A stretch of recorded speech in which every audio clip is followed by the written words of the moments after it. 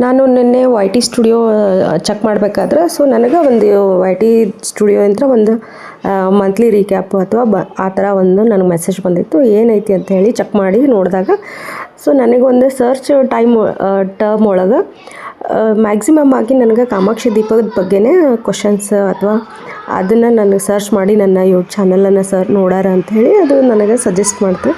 So ಮತ್ತೆ ಯಾಕೆ ಅಂಥೇಳಿ ಈಗ ಡೀಟೇಲ್ಡಾಗಿ ಒಂದು ವಿಡಿಯೋನ ಮಾಡಬೇಕು. ಕಾಮಾಕ್ಷಿ ದೀಪದ ಬಗ್ಗೆ ಆಲ್ಮೋಸ್ಟ್ ಎಲ್ಲರಿಗೂ ಗೊತ್ತೇ ಇರ್ತೈತಿ, ಬಟ್ ನನ್ನ ಕಡೆ ನನಗೆ ಎಷ್ಟು ಗೊತ್ತೈತಿ.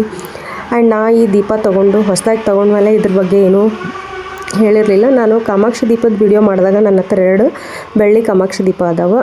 ಅದನ್ನು ನಾನು ಪೂಜೆ ಮಾಡಿದ್ದು ತೋರಿಸಿದ್ದೆ. ಇದು ಹಿತ್ತಾಳೆ ಕಾಮಾಕ್ಷಿ ದೀಪ. ಇದನ್ನು ನಾನು ತಿರುಪತಿಗೆ ಹೋಗಿದ್ವಿ ಲಾಸ್ಟ್ ಇಯರ್. ಹೋದಾಗ ತಿರುಪತಿ ಒಳಗೆ ತೊಗೊಂಡು ಬಂದಿದ್ದೆ ಇದನ್ನು ಕಾಮಾಕ್ಷಿ ದೀಪನ. ಸೊ ಇದ್ರ ಬಗ್ಗೆ ಯಾವಾಗೂ ವಿಡಿಯೋ ಮಾಡಿರಲಿಲ್ಲ. ಫೈನಲಿ ಈಗ ಎಲ್ಲರಿಗೂ ಇದು ಹೆಲ್ಪ್ ಆಗ್ಬೋದು ಅಂಥೇಳಿ ಇದನ್ನು ವಿಡಿಯೋನ ಮಾಡತ್ತೀನಿ. ಸೊ ಮೊದಲಿಗೆ ಕಾಮಾಕ್ಷಿ ದೀಪನ ಯಾವತ್ತೂ ಕೆಳಗಡೆ ಇಡಬಾರ್ದು. ಕೆಳಗಡೆ ಯಾವಾಗಲೂ ಒಂದು ಪ್ಲೇಟ್ ಮೇಲೆ ಒಂದಿಷ್ಟು ಅಕ್ಕಿ ಅಥವಾ ಹೂವು ಹಾಕಿ ಇಡಬೇಕು. ಯಾವಾಗಲೂ ಅದನ್ನು ನೆಲಕ್ಕೆ ತಾಗಿಸ್ಬಾರ್ದು ಕಾಮಾಕ್ಷಿ ದೀಪನ. ಮತ್ತು ದಿನ ಕಾಮಾಕ್ಷಿ ದೀಪನ ಸ್ವಚ್ಛವಾಗಿ ತೊಳಿಬೇಕು. ಆಮೇಲೆ ನಾವು ಯೂಶ್ವಲಿ ಈಗ ವೀಕ್ಲಿ ಒನ್ಸ್ ನಾನು ಸೋಮವಾರಕ್ಕೊಮ್ಮೆ ಎಲ್ಲ ದೇವ್ರ ಮನೆಯೊಳಗಿರುವಂಥ ಸಾಮಾನೆಲ್ಲ ತೊಳಿತೀನಿ. ಬಟ್ ಕಾಮಾಕ್ಷಿ ದೀಪನ ಡೈಲಿಯಾಗಿ ತೊಳಿಬೇಕು. ಆ್ಯಂಡ್ ಮತ್ತು ಕಾಮಾಕ್ಷಿ ದೀಪನ ನಾವು ಮೊದಲಿಗೆ ಪೂಜೆ ಮಾಡಬೇಕು. ಈಗ ಬೇರೆ ದೀಪಗಳನ್ನು ನಾವು ಹಚ್ಚಿದಾಗ ದೀಪಗಳ ಪೂಜೆ ಮಾಡೋದಿಲ್ಲ. ಬಟ್ ಕಾಮಾಕ್ಷಿ ದೀಪನ ಮೊದಲಿಗೆ ಅದನ್ನು ಪೂಜೆ ಮಾಡಿ ಆ ನಂತರ ಅದನ್ನು ಬೆಳಗಿಸ್ಬೇಕು. ಸೊ ಈ ಥರ ಆಮೇಲೆ ಲಾಭ ನಷ್ಟ ಅಂತೇಳಿ ಎಣಿಸಿದಾಗ ನಮ್ಗೆ ಲಾಭನೇ ಬರಬೇಕು. ಈಗ ಅರ್ಶಿನ ಕುಂಕುಮ ಎಲ್ಲ ಹಚ್ಚಿದ್ನಲ್ಲ, ಅವು ಗೆರೆಗಳು ಅದಾವಲ್ಲ, ಆ ಗೆರೆಗಳು ಲಾಭ ನಷ್ಟ ಅಂತ ಎಣಿಸಿದಾಗ ಲಾಭನೇ ಬರಬೇಕು.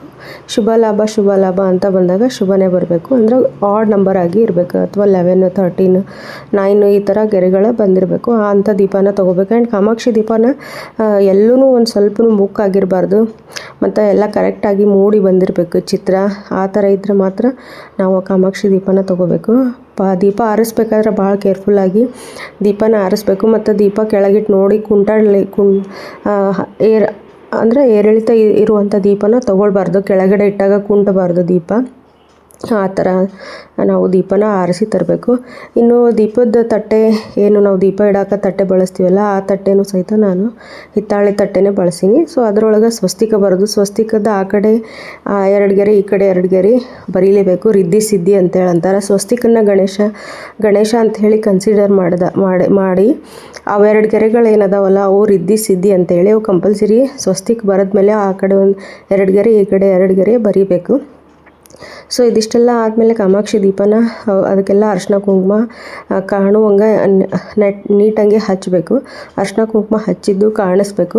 ಆ ಥರ ನೀಟಂಗೆ ಹಚ್ಚಿ ತಟ್ಟೆ ಮೇಲೆ ಇಡಬೇಕು. ನೀವು ತಟ್ಟೆ ಮೇಲೆ ಅಕ್ಕಿ ಆದರೂ ಹಾಕ್ಬೋದು, ಅಥವಾ ಹೂವಿನಿಂದ ಅಲಂಕಾರ ಅಥವಾ ಮಾಡ್ಕೋಬೋದು. ಸೊ ನಾನು ಯೂಶ್ವಲಿ ಈ ಥರ ಸ್ವಸ್ತಿಕ್ ಬರೋದು, ಆನಂತರ ಹೂವನ್ನು ಇಟ್ಟು ಪೂಜೆನ ಮಾಡ್ಕೊತೀನಿ. ಮೊದಲಿಗೆ ದೀಪ ಎಲ್ಲ ಅರಿಶಿನ ಕುಂಕುಮ ಹಚ್ಚಾದಮೇಲೆ ದೀಪನ ಪೂಜೆ ಮಾಡಿ ಆನಂತರ ಬಾಕಿ ನನ್ನ ಉಳಿದೆಲ್ಲ ದೇವರುಗಳಿಗೆ ನಾನು ಅರಿಶಿನ ಕುಂಕುಮ ಹಚ್ಚಿ ಪೂಜೆನ ಮಾಡ್ತೀನಿ. ಆ್ಯಂಡ್ ಎಲ್ಲ ದೇವರನ್ನು ನಾನು ಸೋಮವಾರಕ್ಕೊಮ್ಮೆ ಅಷ್ಟೇ ತೊಳಿತೀನಿ. ಜಗಲಿ ಪೂಜೆ, ದೇವ್ರ ಮನೆ ಪೂಜೆ ಎಲ್ಲ ನಾನು ದೇವ್ರ ಮನೆ ಕ್ಲೀನ್ ಮಾಡ್ಕೊಳ್ಳೋದು ಎಲ್ಲ ನಾನು ವೀಕ್ಲಿ ಒನ್ಸ್ ಅಂದರೆ ಮಂಡೇ ಒಂದಿನ ಮಾಡ್ತೀನಿ. ಅವತ್ತು ನಮ್ಮ ಮನೆ ದೇವ್ರ ವಾರ, ಅದನ್ನು ಮಾತ್ರ ನಾನು ತಪ್ಪಿಸೋದಿಲ್ಲ. ಇನ್ನು ಹೊರಗಡೆ ಕುಂತಾಗಷ್ಟೇ ನಾನು 1 ವಾರ ದೀಪ ಮುಟ್ಟೋದೇ ಇಲ್ಲ. 1 ವಾರ ಆದಮೇಲೆ ಮುಡ್ತೀನಿ. ಆಮೇಲೆ ಬತ್ತಿನ ಯಾವಾಗಲೂ ನಾವು 2 ಬತ್ತಿನೇ ಹಾಕಬೇಕು. ಈ ಥರ ಒಂದೇ ಬತ್ತಿ ದೊಡ್ಡದು ಮಾಡಿಕೊಂಡು ಮಡಚಿ ಹಾಕಬಾರ್ದು ಕಾಮಾಕ್ಷಿ ದೀಪಕ್ಕೆ. ಈ ಥರ 2 ಬತ್ತಿನೇ ಹಾಕಬೇಕು. ಆಮೇಲೆ ಬತ್ತಿನ ನಾವು ಡೈಲಿ ಚೇಂಜ್ ಮಾಡಬೇಕು. ಅರ್ಧ ಬತ್ತಿ ಅದೆಷ್ಟೇ ಉರಿದಿರಲಿ ಬತ್ತಿ, ಅದೇ ಬತ್ತಿನ ನಾವು ಕಂಟಿನ್ಯೂ ಮಾಡಬಾರ್ದು. ಬತ್ತಿನ ನಾವು ಡೈಲಿ ಚೇಂಜ್ ಮಾಡಲೇಬೇಕು. ಇವತ್ತು ಸೋಮವಾರ ಆಗಿತ್ತು, ಹಾಗಾಗಿ ಎಲ್ಲ ದೇವರುಗಳನ್ನು ಚೆಂದಾಗಿ ತೊಳೆದು ಹೂವು ತರಿಸಿ ಇಟ್ಟಿದ್ದೆ. ಹೂವಿನಿಂದ ಅಲಂಕಾರ ಮಾಡಿದೆ. ವೀಕ್ಲಿ ಒನ್ಸ್ ನನಗೆ ಈ ಥರ ಮಾಡಿದರೆ ಒಂಥರ ನೆಮ್ಮದಿ ಅನ್ನಿಸ್ತೈತಿ. ಆ್ಯಂಡ್ ದೀಪಕ್ಕೆ ಎಣ್ಣೆ ಹಾಕಬೇಕಾದ್ರೂ ಅಷ್ಟೇ, ಪೂರ್ತಿ ತುಂಬಬಾರ್ದು, ಪೂರ್ತಿ ಸ್ವಲ್ಪ ಅರ್ಧನೂ ಇರಬಾರ್ದು. ಕರೆಕ್ಟಾಗಿ ಎಣ್ಣೆನ ಹಾಕಬೇಕು. ಹಾಕಿ ಆದಮೇಲೆ ದೀಪದ ಕುಡಿ ಸಹಿತ ಜಾಸ್ತಿ ಜೋರು ಇರಬಾರ್ದು. ಯಾವಾಗಲೂ ದೀಪದ ಕುಡಿ ಸಣ್ಣಗನ ಹಚ್ಚಬೇಕು, ನಿಧಾನವಾಗಿ ಉರಿಬೇಕದು ದೀಪ. ಹಂಗೆ ಆ ಥರ ನಾವು ನೋಡಿಕೊಂಡು ಹಚ್ಚಬೇಕು, ಜೋರಂಗೆ ಹಚ್ಚಬಾರ್ದು. ಆ್ಯಂಡ್ ಕಾಮಾಕ್ಷಿ ಅಂದ್ರೆ ನಾವು ಏನೇ ಬೇಡಿದ್ರೂ ಬೇಡಿಕೆಗಳನ್ನು ಕಣ್ಣಲ್ಲೇ ಈಡೇರಿಸುವಂಥ ಒಂದು ದೇವಿ ಅಂತ ಹೇಳಿ ಕಾಮಾಕ್ಷಿ ಅಂತಾರೆ. ಅಂದರೆ ಕಾಮನೆಗಳು, ಮನೋಕಾಮನೆಗಳು ಅಂದರೆ ಇಚ್ಛಾಗಳು. ಅಕ್ಷಿ ಅಂದರೆ ಕಣ್ಣಲ್ಲೇ ಅದನ್ನು ಅವಳು ನೆರವೇರಿಸ್ತಾಳೆ ಅಂಥೇಳಿ ಒಂದು ಕಾಮಾಕ್ಷಿ ದೀಪದ ಅರ್ಥ. ಆ್ಯಂಡ್ ಈಗ ಎಲ್ಲರೂ ಗಜಲಕ್ಷ್ಮಿ ದೀಪ ಇರುವಂಥ ದೀಪಗಳನ್ನು ಕಾಮಾಕ್ಷಿ ದೀಪ ಅಂತ ಹೇಳಿ ಕರೀತಾರೆ. ಆ್ಯಕ್ಚುಲಿ ಕಾಮಾಕ್ಷಿ ದೀಪ ಅಂದ್ರೆ ಅವಳಿಗೆ ಎಲ್ಲ ಹಸ್ತಗಳೇ ಇಲ್ಲ, ಹಸ್ತಗಳಿಂದ ಅವಳು ಆಶೀರ್ವಾದ ಮಾಡೋದೇ ಇಲ್ಲ. ಕಾಮಾಕ್ಷಿ ಏನಿದ್ರೂ ಕಣ್ಣಿಂದನೇ ಆಶೀರ್ವಾದ ಮಾಡ್ತಾರೆ. ನೀವು ನೋಡ್ಬೋದು ದೀಪದ ಮೇಲೆ ಅವಳು ವಿವಿಧವಾದಂಥ ಆಯುಧಗಳನ್ನು ಹಿಡ್ಕೊಂಡಿರ್ತಾರೆ ಬಿಟ್ಟು. ಕಾಮಾಕ್ಷಿ ದೀಪದೊಳಗೆ ವರಮುದ್ರೆನೇ ಇರೋದಿಲ್ಲ, ನೀವು ನೋಡ್ಬೋದು. ವಿವಿಧವಾದಂಥ ಆಯುಧಗಳನ್ನು ಹಿಡ್ಕೊಂಡಿರ್ತಾರೆ ಬಿಟ್ಟು ವರಮುದ್ರೆ ಇರೋದೇ ಇಲ್ಲ.